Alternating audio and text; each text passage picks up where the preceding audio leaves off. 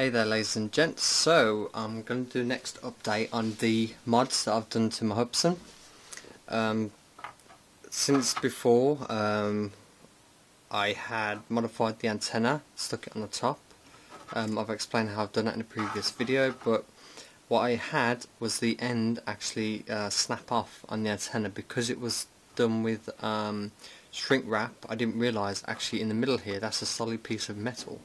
And it goes to a cone where it pinched at the top, and every time I had an impact it actually snapped the cable just a little bit until it actually fell off, and of course it decreased my range. So I've now modified it, and within this top strut here now is a piece of copper wire.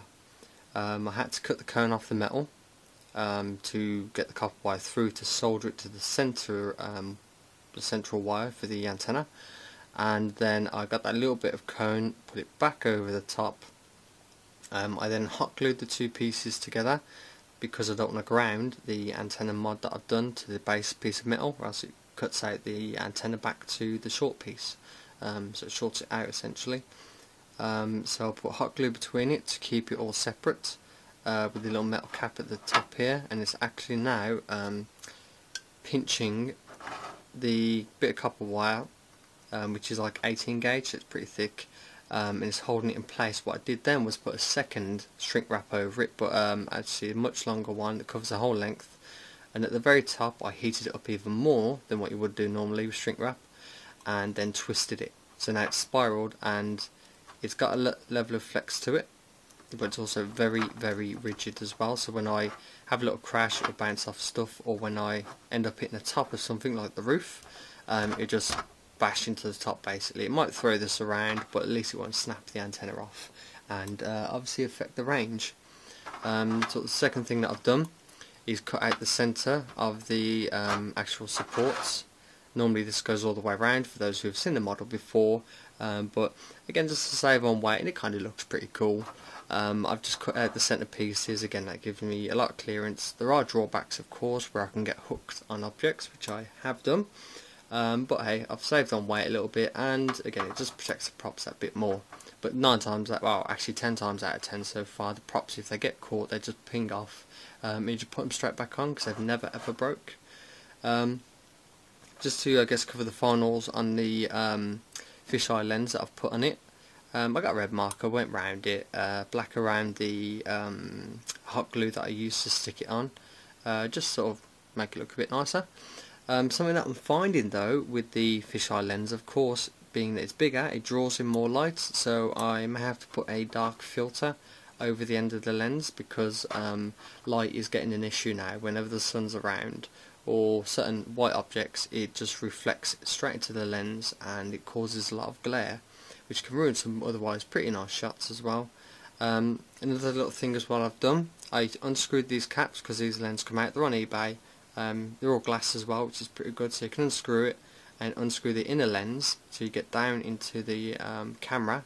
That's if you've stuck this on permanently where you can't take it off. I got a little bit of paper actually, smushed it up and made it a little bit gooey with water, and then actually obviously rinsed out the excess and actually fed it down by the camera. You can see there's a white round the camera now, and that just actually stops these lights getting in through the back by the gaps made when you cut it open. And again, I just had a blue reflection within darker areas. You can see sort of a blue reflection, and again that was coming in through the back.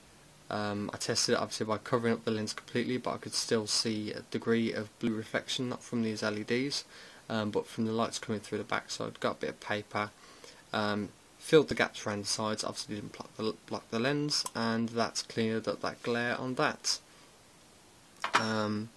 Have I done anything else? So cut the feet. Oh, actually one thing I didn't cover, you can't see it because it's transparent where you can kind of see it, but here it's actually got the plastic from a mobile phone screen protector. I had some spare because I cut the antenna off the bottom. It left a massive gap, so if I'd gone along and oh, I'll put this down here and the grass was wet, moisture would have got in, obviously it could have fried the board.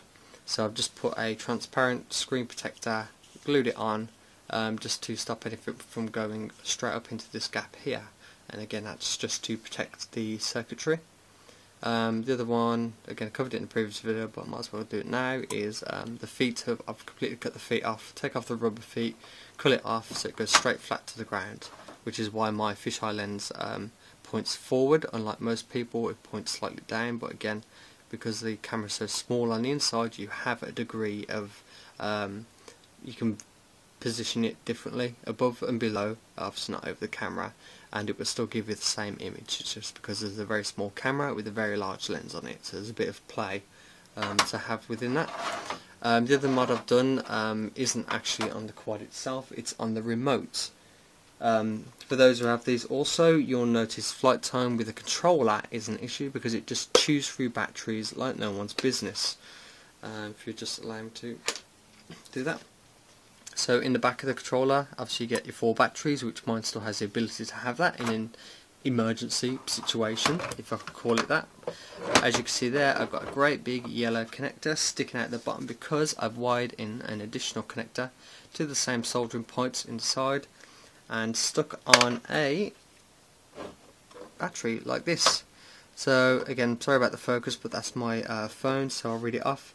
It's Turnigy Nanotech 1300 milliamp hour battery, 25 to 50 cell discharge or C discharge, and it's 11.1 volts. These boards can handle up to that voltage range. When you take it apart, some are labelled differently, but mine in particular is labelled from 6 to 12 volts on the board. So these can actually handle up to 12 volt batteries. So with this, I've just hot glued it to the back so I can still access the batteries, but when I'm using it, all I have to do is put that on and that holds it in place, and obviously just connect the wire by shoving it in. It can be a bit stiff, but there you go, the wire's in and that's it. So that stays on the back whilst I'm using it with no problem whatsoever. And again, it's quite a small battery, it's nice and light, and everything works fine. I've used this controller multiple times now and fully charged that LiPo battery, and there is no problems with it whatsoever of it burning out the controller or causing any other issues like that. I haven't noticed any range increase whatsoever, so having a bigger battery doesn't increase the range because the control circuits still use the same amount of power from that battery, so it won't do anything special to increase range. But obviously I've done the bog standard stuff. Put the antenna, this is a stock antenna for those who haven't seen the video before, that's built into the controller. You just put a little hole and stick the antenna on the outside, and again that does increase range. Same with putting the antenna on the top as well, because of the same polarity, they both point upwards instead of one being across and one being upwards. Again, just look into the way the frequencies work and the way the signal works. With the copper wire, again, that's helped me to keep this going and obviously have the range and enjoy the FPV that is the hubsan, its capabilities, and again stick the little wire in the back there just to keep it nice and tidy. So yep, that's the sort of latest mods that I've done to this the Hubsan H107D, I keep forgetting its name, but yeah, I'll probably find something else to do to it pretty soon. I am looking at this case, I might actually respray or even remove parts from it again to make this even lighter and hopefully fly for even longer. Okay ladies and gents, thanks for watching, take care, and I'll see you later.